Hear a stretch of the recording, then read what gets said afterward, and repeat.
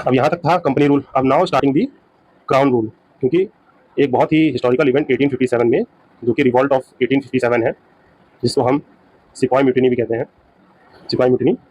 उसके बाद British empire बहुत डर सा गया था, क्योंकि यहाँ पे बहुत सारे रिबिलियंस होने लगे थे, फ्रीडम फाइटर्स और ज़्यादा ब्रिटिश गवर्नमेंट में प्रेशर बनाने लगे थे। अब यहाँ के लोग भी ब्रिटिश एजुकेशन को समझ चुके थे, तो धीरे धीरे उन पर प्रेशर बनते जा रहा था, तो उनको एक्ट्स में भी बदलाव लाने पड़ते थे। तो यहाँ पे जो है कि अब जो है कि ईस्ट इंडिया कंपनी से डायरेक्ट क्राउन ने कंट्रोल ले लिया। अब यहाँ पे जो भी एक्ट होंगे वो क्राउन के द्वारा रूल किए जाएंगे। तो गवर्नमेंट ऑफ इंडिया एक्ट 1858, इसको act for good government in India भी कहा जाता है। अब यहाँ पे जो है कि पहला प्रोविजन तो ये देख लेते हैं, इन्होंने फिर नाम चेंज कर दिया है, जो कि वाइसरॉय ऑफ इंडिया कहलाएंगे। अब जो गवर्नर जनरल ऑफ इंडिया थे उनको वाइसरॉय बोला जाएगा, और फर्स्ट वाइसरॉय है लॉर्ड कैनिंग भाई साहब। अब आगे देखते हैं इन्होंने क्या किया, अबॉलिश कर दिया East India Company, power to British crown.